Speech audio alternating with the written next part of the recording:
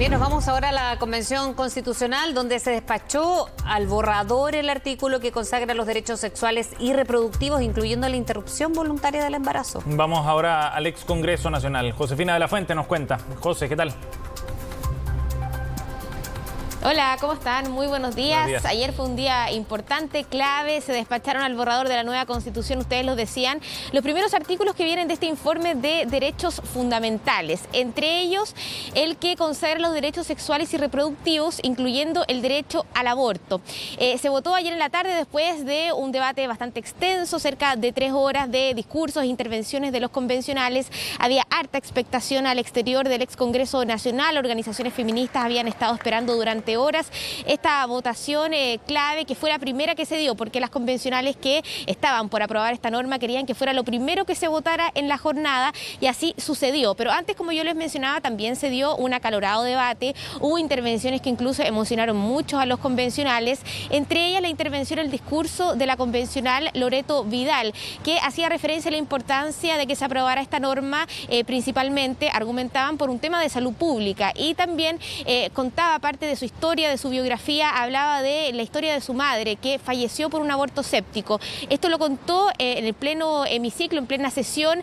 Como yo les decía, emocionó mucho a sus pares convencionales. Pasemos a escuchar parte de esas intervenciones que se dieron en el debate de ayer, antes de que se votara en particular en el pleno de la Convención Constitucional esta norma de derechos sexuales y reproductivos. Tengo 52 años, 47 de ausencia de mi madre, quien perdió la vida durante un aborto séptico.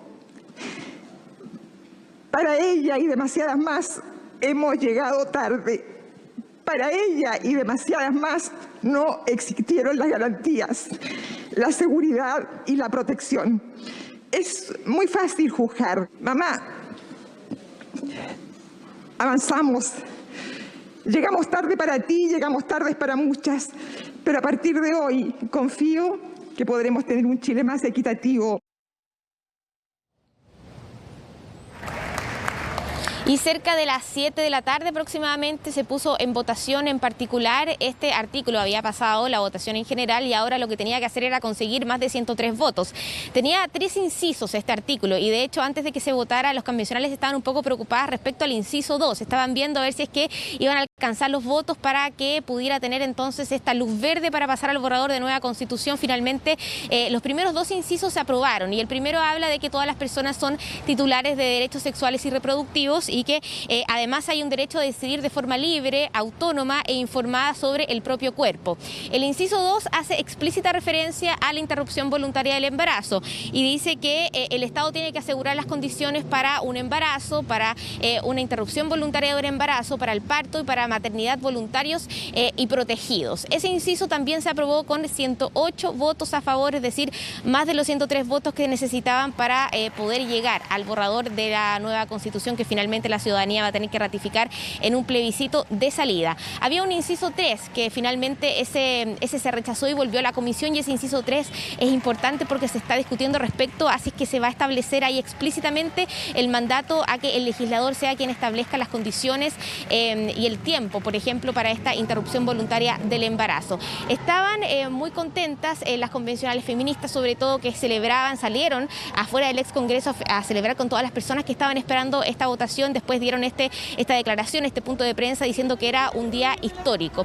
Lo que dicen también las convencionales que estuvieron a favor de que se aprobara este artículo es que obviamente es el legislador el que tiene que establecer los límites y tiene que establecer cómo se ejerce este derecho que está en la Constitución. De todas maneras han surgido críticas porque dicen que como se aprobó la norma no se establecería un límite a la interrupción voluntaria del embarazo. Por ejemplo, ellas dicen que pese a que jurídicamente consideran que está bien, porque se subentiende que es el legislador el que va a poner los límites, quizás está la posibilidad de que cuando se discuta el inciso 3, ahí se haga una especificación que se mandata al legislador para establecer el tiempo y también las condiciones para ejercer este derecho. Así lo explicitaron convencionales el día de ayer. Vamos a escuchar las declaraciones de Yanis Meneses, quien es coordinadora de la Comisión de Derechos Fundamentales, que decía que era un día histórico para el país, y también lo que explicaba Tami Pustelnik respecto al mandato al legislador que estaría contemplado en este artículo que se aprobó el día de ayer.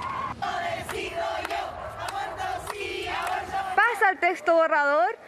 la consagración de los derechos sexuales y reproductivos como un derecho humano fundamental que va a permitir, entre otras cosas, la despenalización del aborto. Va a permitir que el Estado tenga un rol protagónico en este derecho humano fundamental. Hemos sido bastante enfáticas que todos los derechos fundamentales, ninguno es un derecho absoluto y por lo tanto, por supuesto, que le compete al legislador debe regularlo. De todas formas, sabemos que el inciso tercero de esta norma se va a devolver a la comisión y por lo tanto ahí puede ser una posibilidad para hacer ese mandato explícito al legislador, pero ya lo hemos mencionado. Por supuesto que acá las convencionales feministas no estamos buscando un aborto libre, como se ha dicho, hasta los 9 meses.